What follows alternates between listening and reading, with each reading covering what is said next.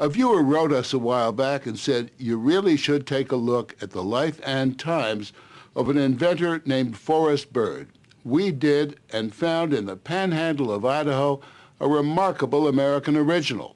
Over the last 8 decades, chances are Forrest Bird's invention has saved the life of someone you know, maybe even your own.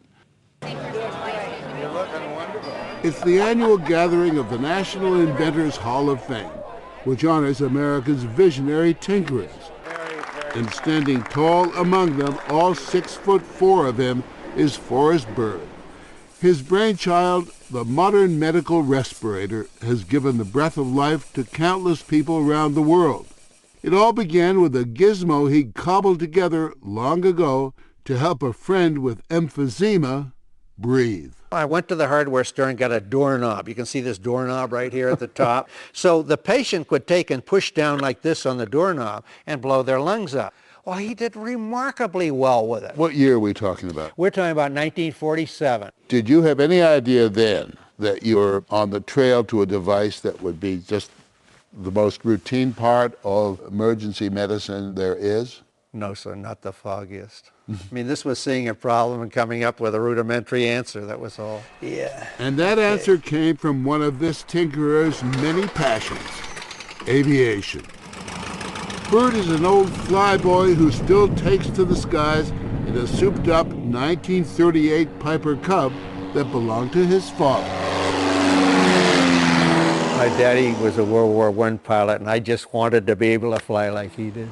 Bird spent World War II delivering aircraft from the factory to the front and got to thinking along the way about the similarities between air flowing over the wings of a plane and air moving through the human lung.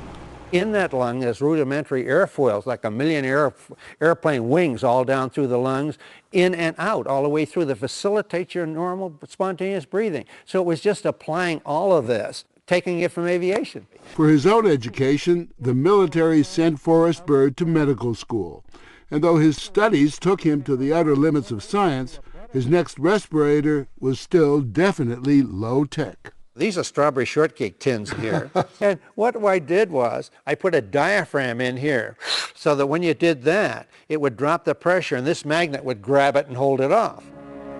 For a child with polio, a minute's breathing can mean his life. Back then, there weren't many options for people with respiratory problems. The worst cases required iron lungs, big, primitive, expensive, and confining. So Forrest Bird kept on, trying to develop a small, affordable device that could automatically help people breathe. His breakthrough came in the late 1950s, the Mark 7 respirator, a device so effective the Air Force made a training film about it, Hollywood music and all. Here's the star of our film, the Bird Mark 7 respirator. We were able to assist your respiration, we could control it. And this became standard use throughout the entire world. And still today, there's tens of thousands of these still functioning around. Improved models quickly followed.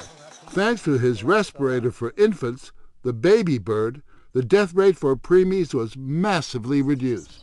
It's an amazing situation and a good happy ending. Donna Turnbull and her husband Bob, neighbors of Forrest Bird, have good reason to thank him for his baby bird respirator. She was in labor. Bob was driving her to the hospital that day in 1985. The accident nearly killed her, and doctors first thought the baby, Tim, was gone. The doctors pronounced Tim dead, and they said he was stillborn. But when a faint pulse was discovered in the umbilical, baby Tim was hooked up to the baby bird. It made him breathe, and it pulled him through. The great man is 86 now, still certified to fly. He lives and works at a breathtaking 300-acre compound on Lake Pend Oreille, just south of the Canadian border. Think of it as a combination home, business center, factory, museum, and farm. Here where the deer and the baby buffalo play, Bird routinely works a 12-hour day, conferring with doctors who come from around the world for his expertise, overseeing a staff of 40 who assembled the newest generation of Bird respirators, Okay, great. writing, So, lecturing, flying, would you open it up? and still tinkering. His second wife, Pam, met Bird through her work bringing inventors and investors together.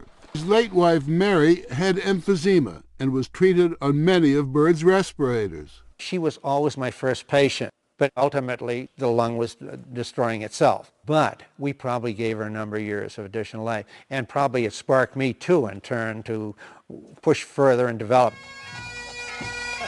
He's a legend in aviation and medicine, but something of a mystery to his Idaho neighbors, which is why he recently invited everyone over for the opening of a museum showcasing his inventions and his toys.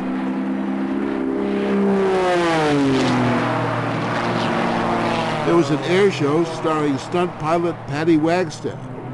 She did enough spins and flips to put Forrest Bird to shame, and she officially opened Bird's Museum by cutting a ribbon flying upside down 15 feet off the runway.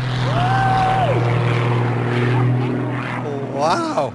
That's great. You're the greatest. Thank you, Patty. And that's a major compliment coming from someone whose father taught him to fly 75 years ago, who's piloted almost every kind of aircraft there is.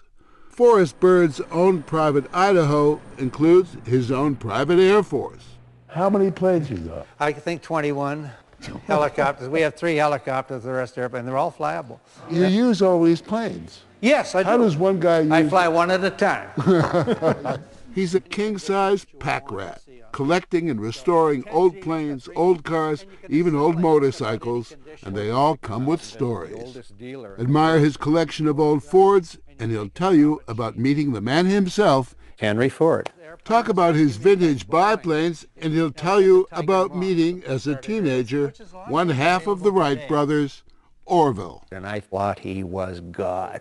Now these are amphibious floats. Talk about float planes he's had over the years, and he'll tell you about flying them several times with the 20th century's most mysterious man, Howard Hughes, who, even in his last reclusive days, could not resist taking a spin with Forrest Bird. But the flying experience that astonished him most was the encounter he had as a teenager outside Boston one afternoon in 1937. I was heading east, and I saw this massive thing in the sky.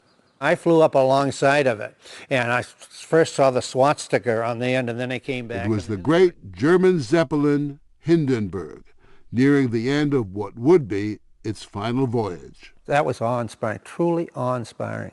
Over the years, he had a couple of close calls of his own. The fish got to swim and birds got to fly, and this bird will not be grounded. A lot of people might feel just a tad uncomfortable flying with an 86-year-old pilot at the helm. What do you say to people like that? I tell them that the FAA figures that I'm safe. Matter of fact, he says, in some air emergencies, pulling out of a dive without blacking out, for instance, it's the old guy you want at the controls. We have arterial sclerosis. Now, a young fellow, 25, will black out faster than we will because our arteries are harder and they're less expansive, so we maintain our blood pressure better. These It's the are first facts. case I've ever heard anyone make for hardening of the arteries. Yeah, that's right, but this is fact. I mean, absolute fact. Textbook, right? So you have no intention of packing it in? No way. They'll pack me in when they put me in a box. Right? And that seems unlikely anytime soon. Forrest Bird thrives on work and flying, and on the knowledge of the difference his inventions have made in countless lives. What are you most proud of? I guess probably, let's say the baby bird. Which brings us back to the Turnbulls, who have not one but 2 reasons to thank Forrest Bird. One is Tim, the baby saved from that terrible highway accident. The other is Tim's brother Rob, born 2 months prematurely. The baby bird respirator saved his life as well. You caught me flat-footed this morning here. Seeing these 2 strapping young men as grown-ups produced in Forrest Bird a rare condition. He was almost speechless. I really am. I'm astounded.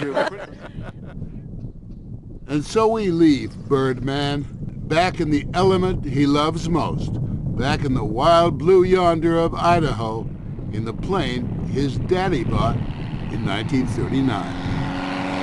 4, 3, 2, 1, clearing the runway.